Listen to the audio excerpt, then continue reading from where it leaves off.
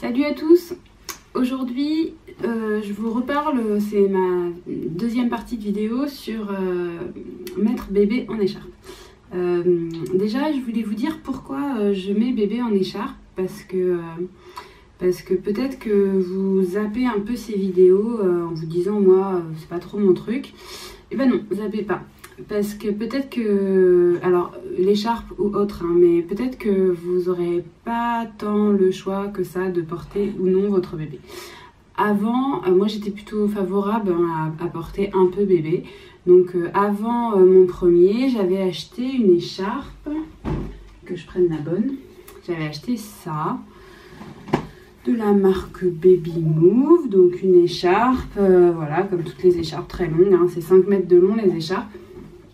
J'avais acheté une écharpe et je m'étais dit j'utiliserais quand j'aurai envie quoi, pour sortir avec bébé dehors sans poussette. Et finalement je me suis retrouvée parce que mon bébé avait ce qu'on appelle un reflux gastro-œsophagien. J'y reviendrai plus précisément dans une autre vidéo, mais en gros c'est un problème d'immaturité du tube digestif. Normalement au-dessus de l'estomac, il y a une fonction musculaire qui referme le tube digestif en fait pour que la nourriture soit brassée dans l'estomac mais ne ressorte pas.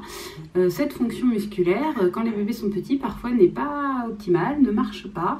Et du coup, on se retrouve à avoir un tube digestif ouvert pendant que l'estomac travaille. Donc du coup, vous imaginez un petit peu les allers-retours à l'intérieur.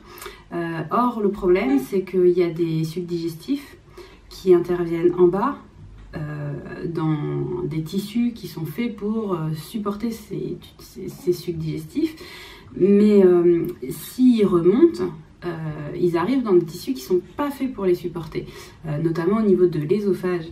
Et du coup, ça peut entraîner en fait une irritation de l'œsophage et voire même des fois un problème qu'on appelle l'œsophagite, qui peut être douloureux en fait pour les bébés. Donc en gros, votre bébé n'étant pas, c'est un peu comme une bouteille d'eau, n'étant pas capable de fermer lui-même son estomac, 2 secondes. Parce que comme je suis en train de l'expliquer, bébé n'étant pas capable de fermer son estomac, ne supporte pas la position couchée. Aime bien mieux être tenu à la verticale comme une bouteille d'eau, sinon ça se renverse plus facilement, ça ressort plus facilement, alors qu'à la verticale ça limite un petit peu, voilà, avec la pesanteur en fait ça maintient un petit peu mieux le liquide là où il doit être. Excuse-moi un choupinou. En fait il faut que je pose bébé juste pour vous montrer la démonstration que je veux faire de la mise en écharpe. J'espère que je vais y arriver. Parce que du coup, il n'aime pas du tout être posé. Donc j'ai un petit peu été optimiste en espérant le poser, dès le début de la vidéo. Je vais le garder un peu avec moi, puis je le poserai après. Voilà, donc finalement, j'ai pas eu le choix pour mon premier, puis j'ai pas eu le choix pour mon deuxième, puisqu'il a le même problème. Et je suis pas la seule. Autour de moi, j'ai d'autres gens qui ont ce genre de problème avec leur bébé et qui, du coup, se retrouvent aussi obligés de porter leur enfant en permanence. Donc après, ce que je disais, à écharpe ou autre, il y a plein de moyens de portage qui existent. Mais il se peut que vous soyez un peu plus obligé de porter votre enfant que ce que vous le pensiez. Voilà, moi, j'étais plutôt pour le porter un peu. J'étais pas forcément pour le porter en permanence. Et je me retrouve à... Ça, c'est bien. Et je me retrouve à le porter tout le temps, en fait. Voilà, le premier, c'était encore plus dur parce qu'il fallait le porter aussi la nuit. C'était vraiment compliqué. Là, Jonas est un petit peu plus facile à ce niveau-là, puisque la nuit, il accepte d'être couché, heureusement. Et du coup, la journée, juste, c'est compliqué. Il faut le garder... Ah bah ça y est, elle est ok. Voilà, on est après la tétée là. Donc on a une petite démonstration au passage, voilà, de qu'est-ce qui se passe quand un bébé a de reflux, du hoquet et compagnie après la tétée. C'est un peu brassé à l'intérieur, le pauvre. Voilà, bon, c'était pas ce que je voulais vous montrer, mais vous le voyez au passage. Revenons à nos moutons. Je disais donc que je suis amenée à le porter en permanence toute la journée et que vu qu'il commence à... là il a bientôt 2 mois, il commence à faire à peu près 5,5 kg. Donc vu qu'il a son petit poids, moi personnellement au bras je pourrais pas tenir quoi, musculairement ça serait trop dur. Donc la mise en écharpe me soulage et puis surtout la mise en écharpe me libère les mains parce que j'ai pas juste un bébé à porter. Moi dans ma journée je peux avoir aussi des tâches ménagères ou envie tout simplement de faire quelque chose, voilà, taper sur mon ordinateur ou quoi. Si vous avez vos 2 bras qui sont pris par bébé, vous êtes coincé, vous ne pouvez rien faire. Donc le portage peut aussi vous permettre tout simplement de faciliter votre quotidien en fait avec un bébé qui peut-être sera pas si facile à poser que ça. Pour un reflux ou pour d'autres raisons, hein, je sais pas, dites-moi en commentaire justement s'il y a d'autres motifs que vous voyez qui peuvent entraîner un peu une obligation pour les parents de porter bébé. Voilà. Avant de vous montrer la mise en écharpe, je voulais vous dire d'autres choses sur le portage. Donc je vous l'ai dit maintenant. Première chose, donc il y a différents modes de portage. Moi je vous montre un exemple, mais il en existe plein d'autres. Donc n'hésitez pas à creuser sur internet, vous allez trouver plein de choses.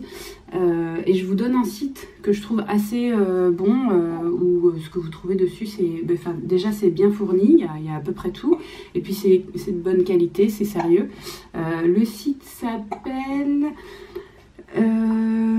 j'avais noté ça, il faut que je retrouve... portersonenfant.fr. Voilà, allez dessus. Là, vous allez voir qu'on peut porter son enfant de différentes manières. Il existe des portages devant, donc ventraux, ouais, voilà, portages ventraux. Il existe des portages dorsaux. On peut aussi mettre son enfant sur le côté. Et puis, il y a une autre sorte de portage qui existe, qui pour le coup est déconseillé, mais je vous montre. Vous allez en entendre parler, ça s'appelle le portage face au monde. En fait, bébé est contre vous, devant vous, mais face au monde. Voilà, et pas comme ça, hein, dans un moyen de portage, donc un porte-bébé, une écharpe, enfin. Voilà, bébé est dans ce sens face à vous. Et ça, sur le site, je vous laisse lire, vous verrez qu'ils conseillent pas en fait, ils disent de pas faire ça. Donc... moi, je ne l'ai jamais fait, personnellement. Si vous l'avez fait et que vous trouvez que c'est bien quand même, n'hésitez pas à nous dire pourquoi. Mais a priori, c'est pas quelque chose de conseillé. Moi, j'avais rencontré une maman, une fois, qui m'avait dit qu'elle voulait à tout prix que son enfant soit porté comme ça. Elle avait même demandé à la nounou de le faire, parce qu'elle trouvait que c'était hyper bien pour l'éveil de l'enfant. Bon, du coup... lisez ce qui est marqué sur le site, vous allez comprendre que, en fait, à mon avis, le jeu n'en veut pas la chandelle, d'autant que, en fait, ça dépend de l'âge de l'enfant, mais si votre enfant il est en âge de s'éveiller, je pense que dans d'autres types de portage, il peut très bien regarder autour de lui, s'éveiller et être en contact avec le monde. Par exemple, avec le portage sur le côté, s'il est un peu plus grand, il sera très à l'aise avec tout ce que vous allez faire, il verra tout ce que vous allez faire. C'est un des avantages aussi du portage avec les grands, c'est que au lieu d'être en bas, le grand il est à votre hauteur, donc il voit tout ce que vous voyez. Quand vous communiquez avec quelqu'un, avec un autre adulte, il est à hauteur aussi pour vraiment être attentif à la conversation. Enfin voilà, ça fait partie des avantages aussi du portage, que cette maman voulait essayer d'apporter à son enfant, mais sans doute pas de la bonne façon. Sur ce site-là, vous allez aussi pouvoir voir qu'il existe différents moyens de portage. Donc, moi, l'écharpe, c'est le seul que j'ai déjà utilisé. Je ne vous parlerai pas des autres, mais sachez que ça existe. Et je vous donne quelques petits noms comme ça pour que ça éveille votre curiosité. Il y a quelque chose qui s'appelle le sling, qui est un moyen de portage très basique, plus facile à mettre en place qu'une écharpe. Il y a le Mei Tai, qui est un moyen de portage qui nous vient de Chine, et pareil, qui est un petit peu plus facile à mettre en place qu'une écharpe, qui ne fonctionne pas tout à fait de la même façon. Puis après, vous avez des porte-bébés qu'on appelle ergonomiques, qu'on appelle physiologiques, ou même qu'on peut appeler Tonga. Là, pour le coup, le Tonga, c'est un simple filet d'aide au portage d'un enfant. Donc c'est pas vraiment quelque chose qui va porter votre enfant, mais ça va peut-être juste vous aider en fait à soutenir un peu bébé pour que le poids soit moins lourd pour vous. Voilà, donc si ça n'est pas à votre curiosité, c'est que vraiment le portage n'est pas fait pour vous, mais au moins renseignez-vous, même si vous en ferez pas, au moins renseignez-vous, parce que peut-être que finalement vous y aurez recours un peu malgré vous. Voilà, donc je vous encourage à profiter de votre congé maternité pour aller lire ça, ou alors si jamais vous êtes intéressé par le portage, à aller creuser sur ce site, vous allez trouver pas mal d'infos. Pour acheter ensuite, puisque une fois que vous aurez défini un peu ce que vous voulez faire, pour acheter, je voulais vous recommander un autre site parce qu'on ne sait pas toujours trop où aller cliquer. Il y a un site que je trouve bien, qui s'appelle Maman Naturelle. J'ai pas de partenariat ou d'action, enfin je vous donne des sites comme ça. Si vous en avez d'autres, n'hésitez pas à les donner en commentaire. Moi je vous donne ceux que j'utilise, comme ça vous avez au moins un truc voilà, en tête, mais il en existe d'autres, hein, donc vous faites vraiment comme vous voulez. Donc Maman Naturelle, je trouve que c'est assez fourni, puis ça ne concerne pas que le portage, vous pouvez y trouver pas mal d'autres choses, mais avant tout, ce que je pense qu'il faut faire quand on cherche vraiment quelque chose de spécifique, c'est d'aller fouiller les vide-greniers, les vide-dressing, et puis d'aller sur le site du Bon Coin pour voir si vous pouvez pas trouver un truc à vraiment pas cher. Oh là là, qu'est-ce qui se passe? Qu'est-ce qui se passe? C'est le hockey encore qui te brasse, hein? Ça va passer.